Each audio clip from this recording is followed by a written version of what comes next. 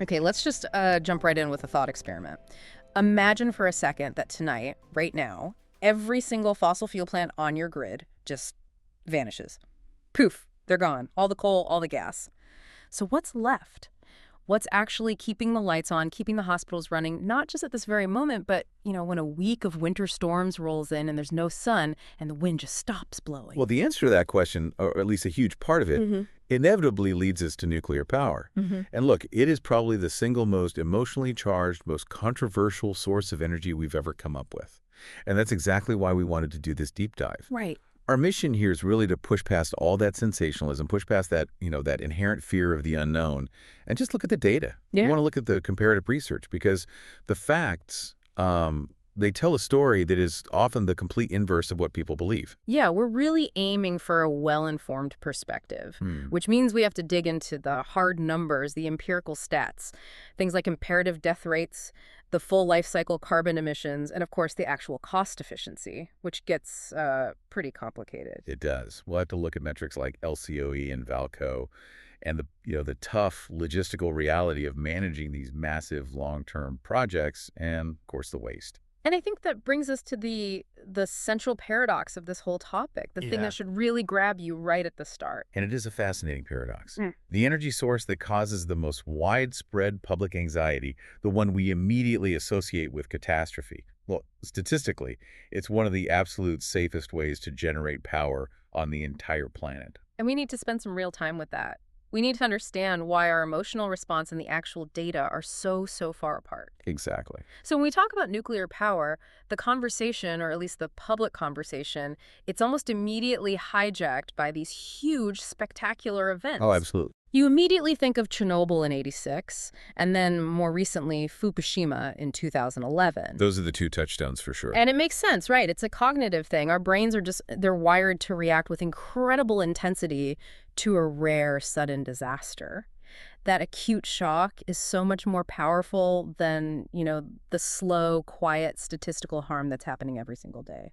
That is the perfect way to frame it. Yeah. That cognitive bias it's absolutely critical to this whole discussion. Mhm. Because the moment you step away from the spectacle and actually run the numbers, what you find is, frankly, a massive data shock. Data shock. I like that. So what do the numbers actually show?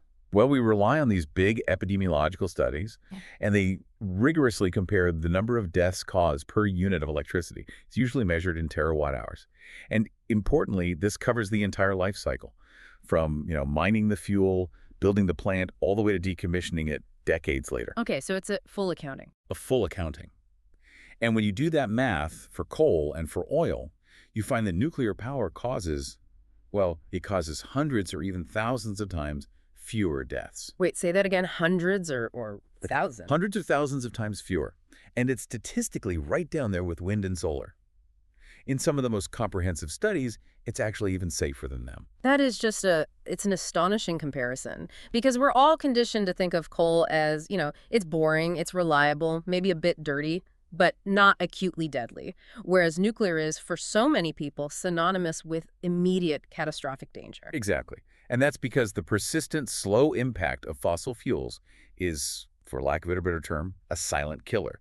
We're talking about millions of premature deaths around the world every single year from air pollution. From things like respiratory diseases, heart problems. All of that. Respiratory and cardiovascular issues that are spread out over decades across huge populations. They don't generate a single headline the way an explosion does, but that cumulative, relentless impact is precisely what makes the lifetime death rate for coal and oil so astronomically high. And some of the newer research suggests that even the older estimates were too low, right? That's right. The more recent and rigorous studies suggest that somewhere between, say, 1 and 2.5 million people may die every year globally just from the fossil fuels we use for electricity. Just for electricity, wow. So the real systemic killer is this slow-moving pollution, while the public's entire perception of nuclear is defined by just a handful of these very acute, very visible incidents. That's the core of it. Okay, so let's confront those incidents head-on with the data. What do the confirmed numbers actually say about Chernobyl and Fukushima? Well, they're far less deadly than is popularly imagined, though, I mean, of course, no less tragic for the people involved. For Chernobyl, the initial acute confirmed death toll was very low, We're talking less than 100 people, mostly first responders and plant workers. Okay, but what about the long-term effects? The radiation exposure, the cancer risk, that's what people really worry about. And that's a much more complex calculation. You're right, it's very difficult to track. Yeah. But when you model the radiation doses and the likely cancer incidence, the best approximation that's used in most of the academic literature is a total death toll in the range of 300 to 500 people. So hundreds, not the tens of thousands that you sometimes see portrayed in, movies or TV shows. Exactly. The widely accepted scientific range is in the hundreds. It's a terrible tragedy, but it's not the apocalyptic event that is often made out to be in popular culture. Okay. And then there's Fukushima, which was triggered by, the most powerful earthquake in Japan's entire recorded history, and then that massive tsunami. This was a devastating, completely external natural disaster. So how does that event, which involved 3 reactor meltdowns, actually register in terms of public harm from radiation? This is maybe the most shocking statistic of all. In terms of direct public harm from radiation exposure, the answer is zero. 0. Zero. Despite 3 reactor cores melting down, despite the release of radioactive material, the Fukushima Daiichi accident resulted in no fatalities or serious radiation doses to the general public. The doses people received, even in that first year, were generally low or very low, and the global scientific consensus is that we don't expect to see any discernible increase in radiation-related health effects among the public or their descendants. That's a crucial point. So even in those older 1970s era reactors faced with an unimaginable external event, the safety systems worked well enough to protect the public. They did. They protected the public, even as the plants themselves were effectively destroyed by forces that were just way beyond what they were ever designed to withstand. That's incredibly compelling data, but it does lead to a skeptical question that you hear all the time. If the science is so clear and the data is so favorable, why does the global private insurance industry still, by and large, refuse to fully underwrite nuclear risk without huge government backstops? Doesn't that suggest that their own risk models, their actuarial tables, contradict what you're saying? That is an excellent and a necessary point to bring up. The insurance industry's reluctance is often cited as proof of the danger, but it really reflects a regulatory and political environment, not a purely statistical one.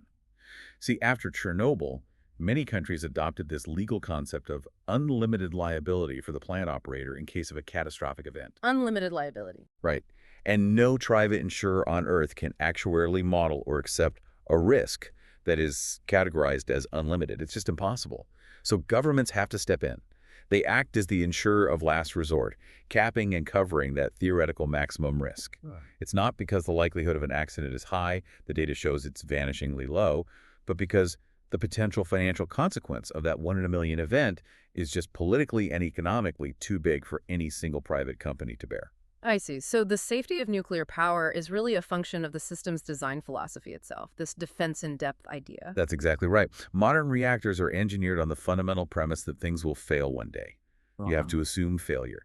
And so safety is achieved through multiple, independent, redundant, and diverse layers of systems and physical barriers. Can you give us an idea of what those layers are? Sure. You can think of it like Russian nesting dolls. You have the fuel pellet itself, then the metal fuel cladding around it, then the massive steel reactor vessel. Outside that, you have the primary containment structure, which is usually a huge dome of reinforced concrete, and then often a secondary containment building around that. All of these are physical barriers designed to stop any release. And on top of that, you have the actual safety systems. Right. And those are layered too. You have active systems that require power, like pumps, and you have passive systems. Passive systems are really the key to modern designs. They rely on fundamental forces like gravity, natural convection, or stored energy to work. So for a serious incident to happen, all of these independent layers and systems have to fail at the same time. And you mentioned that after Fukushima, these standards were tightened even more. How did that happen? Absolutely. The global focus shifted really heavily onto the ability of plants to withstand these extreme external events. It led to so-called stress tests, especially in Europe, where they basically tried to push plants way past their official design limits to see what would happen. And organizations like the World Association of Nuclear Operators, or WENO, they significantly stepped up their peer reviews. They started looking not just at day-to-day safety, but also at design upgrades for extreme events. So the new generation of reactors being built today are a big leap forward. A huge leap. The ones incorporating these advanced passive safety features, They're estimated to be maybe 1 or even 2 orders of magnitude less likely to have a core melt accident than the older designs that were common in the 20th century. This inherent robustness, it even extends to things that sound like they're straight out of a disaster movie. I mean, we're talking about the physical security of these massive containment structures against, intentional attacks. The physical robustness is engineered to be just extreme. For example, there have been detailed analyses looking at what would happen if a fully fueled Boeing 767, a huge commercial jet weighing over 200 tons, were to hit a containment structure at high speed. And the conclusion? The detailed structural analysis concluded that no part of the aircraft or its fuel would penetrate the containment. The final report was unambiguous. It said there would be no release of radionuclides to the environment, even under that kind of extreme scenario. So even if an attack caused a loss of cooling and a core melt, the containment would hold. That's the design philosophy. Right. The radioactive releases would be fully contained or negligible to the environment. That's an incredible level of physical defense. But of course, we have to talk about the shift to digital threats. In an era of hybrid warfare, the integrity of the control systems is just as important. It seems like a jarring shift from massive concrete domes to cybersecurity. It is. But it's now seen as the next critical layer of that defense-in-depth philosophy. Cybersecurity is now a mandatory foundational layer of protection. And defending against modern hybrid threats requires this massive integrated collaboration. You have to get government, scientific institutions, and tech sectors all working together. Can you give us an example of what that looks like in practice? Sure. Take Poland's new nuclear program. The strategic cooperation there involves institutions like NASC, which is their National Cyber Defense Research Institute, the National Center for Nuclear Research, and the company actually building the plants. So it's not just the utility company trying to handle its own security in a silo. Exactly. It's a national interagency partnership. It's designed to do everything from developing comprehensive procedures to implementing really strict supply chain oversight, making sure there are no digital backdoors in imported hardware. The goal is to build a project based on the highest standards of safety, not just technically, but digitally, to face the kind of hybrid threats that are a reality today.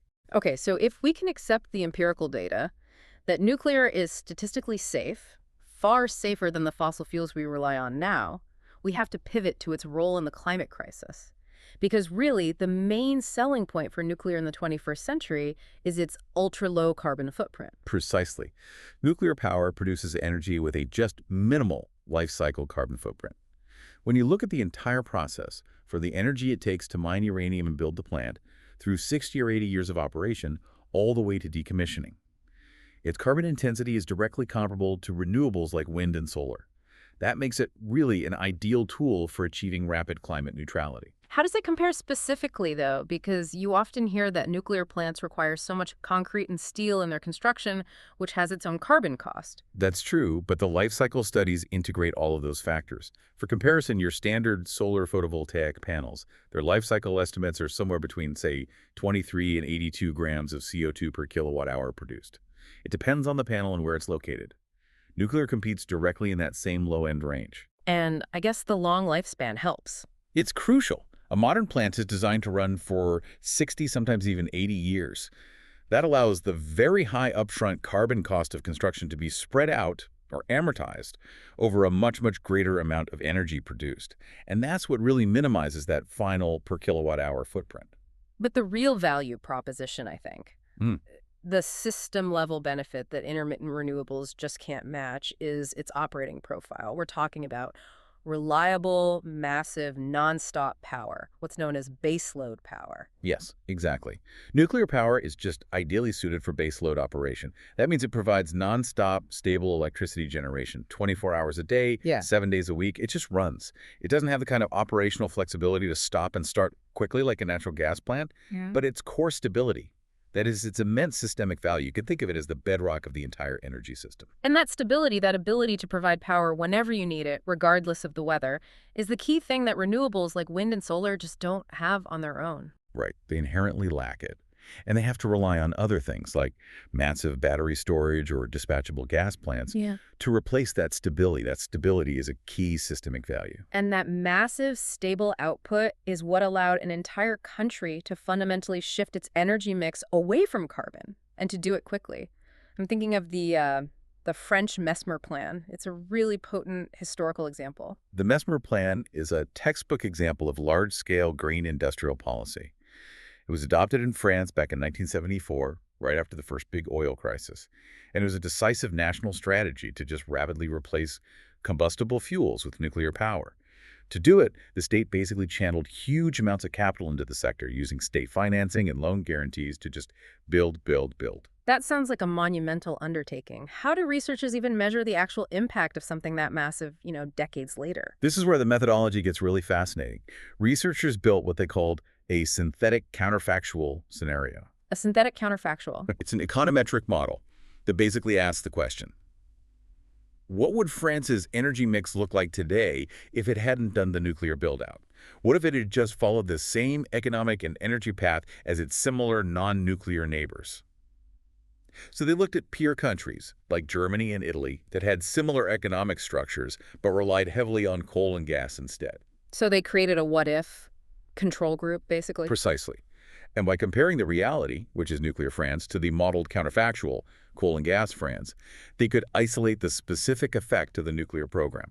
And the result was just staggering. By 2005, the analysis showed that France was producing over 3 times less electricity from fossil fuels than its synthetic counterfactual twin would have. Wow. So it confirms this wasn't just some marginal shift. It was a complete systemic overhaul of their grid. And that led to substantial, verifiable, and long-lasting CO2 reductions compared to similar economies. It did.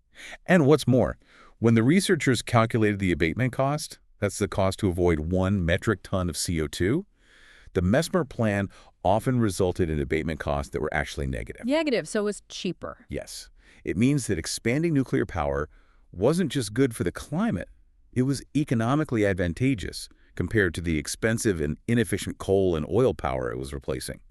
It's just a powerful demonstration that state-led, large-scale green industrial policy can be an incredibly effective long-term climate solution. Okay, so we've established the case that nuclear power is statistically very safe. And it's environmentally clean, providing that crucial, stable baseload energy.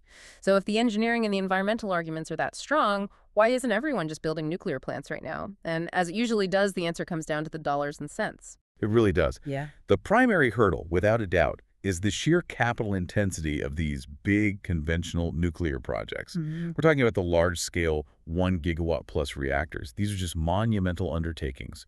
They often cost $10 to $30 billion before any cost overruns. That's a staggering amount of money. It is. And the financing relies heavily on debt. Usually between 60 and 80% of the total cost is covered by debt from banks, financial institutions, export credit agencies. And this makes the project's final cost of energy, the LCOE, extremely sensitive to just 2 variables: interest rates and the construction schedule. Right, I see the connection. If the project takes, say, 5 years longer than planned, you're paying interest on billions of dollars for 5 extra years. And that interest just compounds and compounds. Exactly. And since the return on investment period is so long, we're talking 20 to 30 years after the plant even starts operating, the project is exposed to financial risk for a decade or more before it generates a single dollar of revenue. And this just necessitates massive government support, usually in the form of loan guarantees or state-backed power purchase agreements, just to stabilize the project enough to attract private capital. This brings us back to those cost metrics you mentioned. LCOE, the levelized cost of energy. That's the one we always see in headlines, right? It measures the lifetime cost of building and operating a plant per unit of energy it produces. But we know that metric is, it's flawed, especially when you're comparing dispatchable nuclear to intermittent wind or solar. It's very flawed. LCOE is easy to calculate, which is why people use it, but it only tells part of the story.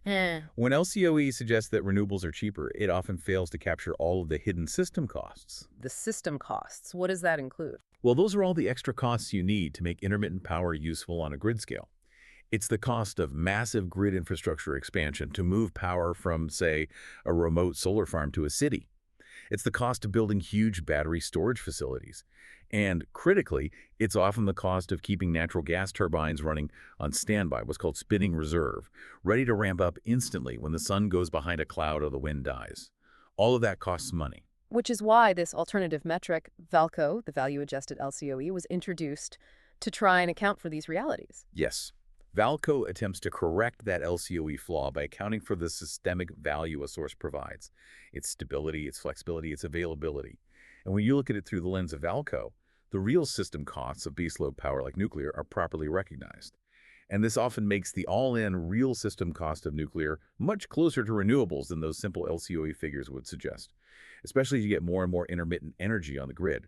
But even with those system costs, the pace and the price drops in renewables are just undeniable. They're creating tremendous competition for nuclear, especially in very sunny or windy climates. Oh, the decline has been dramatic, especially in competitive international bidding. Hmm. In Germany, for example, bids for offshore wind farms have reached a point where some bidders have just dispensed entirely with public subsidies. They don't need them anymore.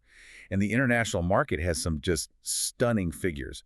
In the UAE, a bid for a massive 1.5 gigawatt solar project came in at just $13.5 per megawatt hour.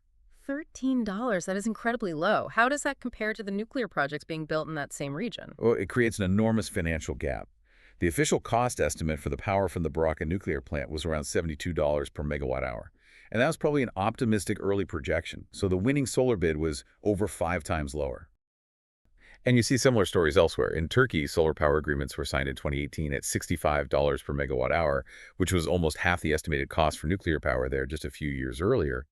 These price comparisons are really the single biggest factor undermining new nuclear investment. And these low prices for renewables, they also highlight the biggest structural problem that nuclear faces, the almost inevitable, often crippling problem of construction delays.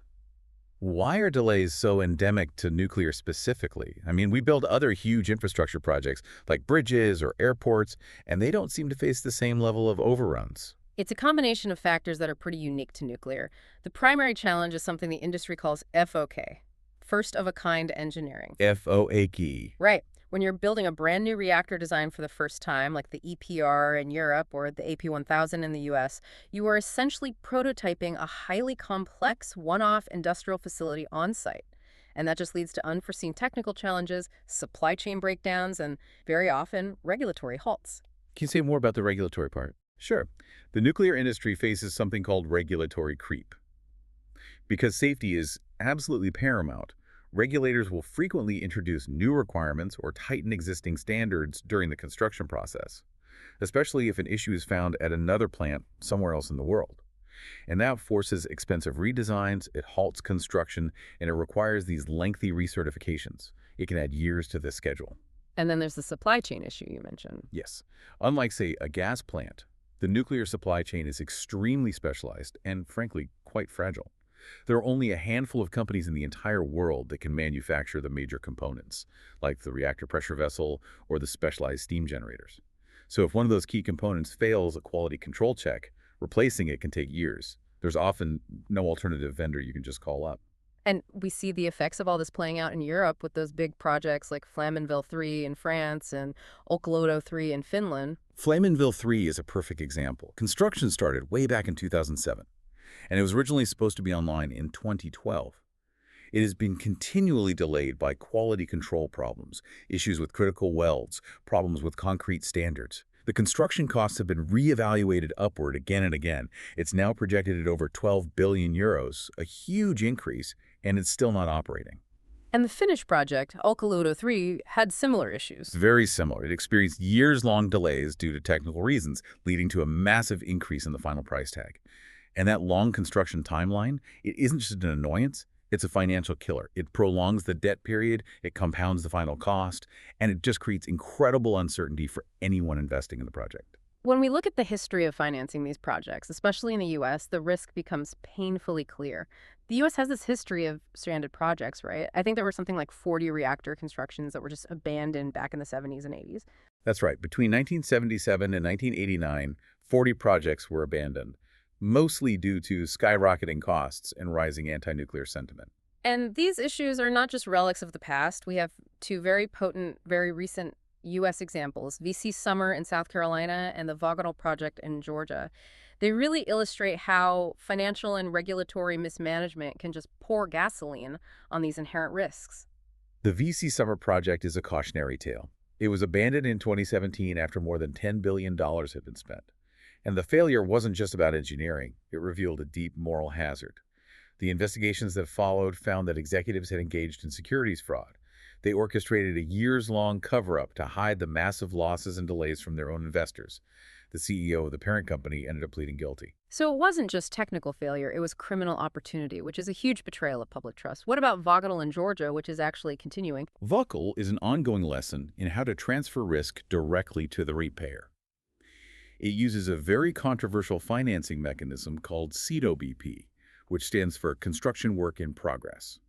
And what this does is it allows the utility to pass its construction costs directly to customers during the construction phase, before the plant is even built. So the customer is paying now for electricity they might not get for years so that the utility can save on interest costs later. Exactly. The Georgia legislature authorized this, and as a result, Georgia Power customers saw their monthly bills go up by as much as $10 by 2018.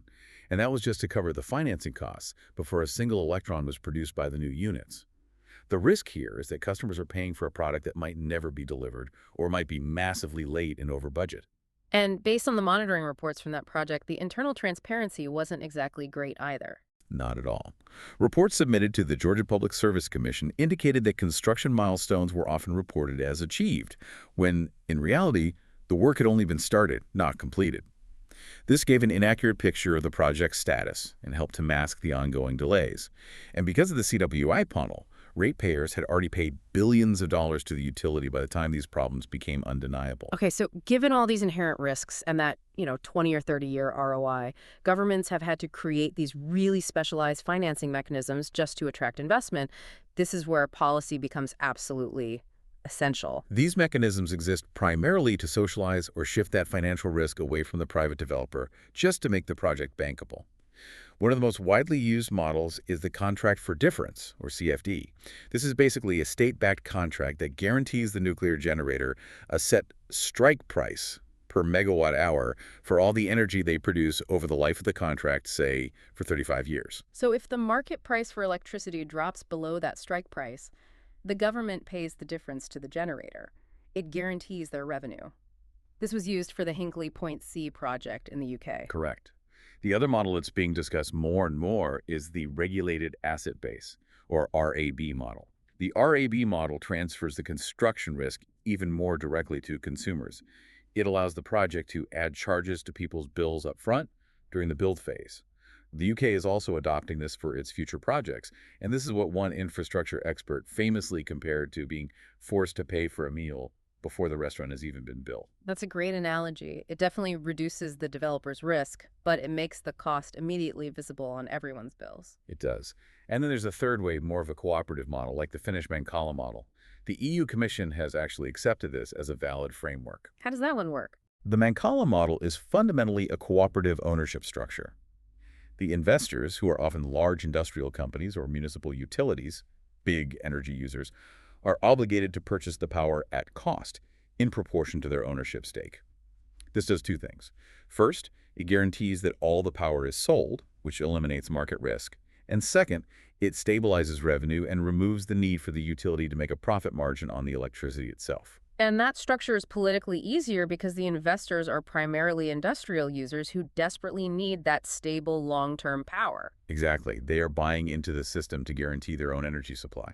Addressing these delays and these huge capital risks is precisely why there is so much hype right now around small modular reactors, or SMRs. They're often framed as the next generation solution for nuclear power. SMRs really promise to solve that capital challenge by just completely changing the scale and the method of construction. They're much smaller, usually planned for between 75 and 300 megawatts. And they're designed for modularity. The idea is that the major components, or even the whole unit, could be mass-produced in a factory setting. This would lead to shorter construction times and a much lower capital outlay per unit. So you trade the economy of scale of a giant plant for the efficiency of a factory assembly line. That's the idea. You compensate for the lack of scale with modularity and standardized design. But what's the commercial reality of SMRs today? I mean, are these a solution we can deploy right now? And that is the crucial caveat. As of the data we have, no commercial SMR project has actually been built and connected to the grid yet. There are numerous designs out there, no scale in the US, various designs in Canada and the UK, but they are all still in the licensing, demonstration, or very early construction phases. Realistically, the first commercial standardized SMR units are still years away. You're probably looking at 2030 or even later. So while they represent tremendous promise for solving the business model problem, they aren't a deployable solution for today's energy crisis. Okay, so the third major hurdle for nuclear, right alongside the perception of safety and the difficult economics, is the waste. The common image is, these endlessly growing piles of highly toxic material that require impossible long-term storage. We need to tackle the scale of that problem. This is another classic case where the fear vastly outweighs the physical reality. Now, nuclear waste is undeniably dangerous. It requires extremely cautious long-term management, but the actual volume of it is minuscule compared to the toxic waste generated by other industries. Okay, so how small are we talking, especially for the most dangerous component? Well, we have to distinguish between the types of waste. The most concerning type is high-level waste, or HLW. That's basically the spent reactor fuel. But HLW makes up a surprisingly tiny fraction of the total. It's less than 0.25% of the total reported radioactive waste inventory. Less than a quarter of 1%. Right. The vast majority of it is very low-level and low-level waste. And that stuff is far easier and cheaper to manage. It often just requires monitored landfill disposal. To put it in perspective, the high-level waste produced from powering your entire life with nuclear energy would easily fit under your desk. The challenge isn't the volume, it's the longevity. Right, so if the volume is tiny, what is the actual long-term plan for that small amount of high-level waste? The global consensus solution among scientists and engineers is something called a deep geological repository, or DGR. This involves isolating the spent fuel in these specially designed, multi-layered canisters and then burying them thousands of feet deep in extremely stable rock formations. Things like granite, salt, or clay formations that have been geologically stable for millions of years. That sounds like an incredible engineering project, but also a huge undertaking, especially given the time frame we're talking about for storage. The time frame is staggering, you're right. The high-level waste needs to be isolated for 100,000 years or even more until its radioactivity decays to safe levels. The technical feasibility of these repositories is proven. The real challenges are political and logistical. Just citing one is extremely difficult because of local opposition. In IMBism, not in my backyard, it doesn't matter how sound the geology is. Right now, Finland is the world leader here. They're developing the Onkalo facility, which is set to be the world's first operating deep repository for spent fuel. Okay, so beyond the spent fuel itself, we also have to account for what happens to the physical power plant once it closes. The whole process of decommissioning, it's a massive, expensive cleanup. It is a massive, long-term, and expensive logistical undertaking. As of mid-2020, 189 commercial reactors had closed down globally. However, only 20 of those have been technically fully decommissioned. And of those 20, only 10 have been returned to what's called greenfield status, where the site is ready for completely unrestricted use again. That's a pretty significant backlog. What's the typical timeline and cost for one of these projects? The average duration for the technical decommissioning is about 20 years. But there's a huge variance there. It can range from as little as 6 years to as long as 42 years. And crucially, the costs and the timelines are frequently, I would say almost always, underestimated in the initial planning. For example, the initial cost estimates for the José Cabrera 1 reactor in Spain literally doubled during the dismantling process. The complexity of cutting up a radioactive structure is just consistently underestimated. So given that expense and timeline, countries have adopted different strategies for how to tackle this. What are the main models people are using? One common strategy is called long-term enclosure, or LTE. Some people call it deferred dismantling. This involves closing the reactor, removing all the fuel, and then basically putting the plant into a safe, monitored storage state for decades, sometimes 60 or even 100 years. This allows the radioactivity levels in the structure to naturally decay, which makes the final dismantling safer and easier. Countries like Canada, the UK, and Russia have often opted for this. And the other strategy that seems to be growing is to just outsource the whole problem to specialized companies. Exactly. There's a growing trend, especially in the U.S., where the utility that operated the plant sells the license for the closed plant to a specialized decommissioning contractor. These are often waste management companies, like Holtec. The thinking is that these specialized companies, who often own their own disposal facilities, can achieve massive efficiency gains and really accelerate the process. They aim to decommission and demolish plants well ahead of the typical utility-managed timelines. It's an attempt to bring private sector efficiency to the problem, to control costs and speed up the final site cleanup. We have covered a tremendous amount of ground today. We've moved from, the emotional fear of nuclear to the empirical data, from the physics of safety to the highly politicized world of finance and logistics. If we were to synthesize our key findings, I think the conclusion about the technology itself is very clear. Nuclear power provides essential carbon-free baseload electricity, and it is statistically far, far safer than the fossil fuel alternatives, especially coal, that still dominate our global energy mix. The engineering is robust, it's designed with all these layers of defense, and the modern safety systems are continuously improving. They're designed specifically to prevent the kind of acute disasters that fuel all that public fear. And yet, the core trade-off we identified, the main problem, lies completely outside of that engineering excellence and its environmental performance. That is the definitive challenge. The major obstacle to deploying more nuclear power is the economics and the logistics. It's the astronomical upfront capital required. It's the profound susceptibility to multi-year construction delays and the cost overruns that come with them. And it's the speed differential when you compare it to rapidly deployable, cheaper renewables. The future of nuclear really hinges less on the physics or the safety, which is proven and robust, and much more on solving the business model, the financing mechanism, and the basic ability to execute these projects on time and on budget. We started by highlighting the incredible robustness of these facilities. You have systems that can shut down safely even when they're hit by the most powerful earthquakes in history, or that are designed to withstand a direct hit from a massive airliner without releasing radiation. So, given this proven ability to provide stable, reliable, non-intermittent power in the face of these extreme threats, we have to ask a final provocative question.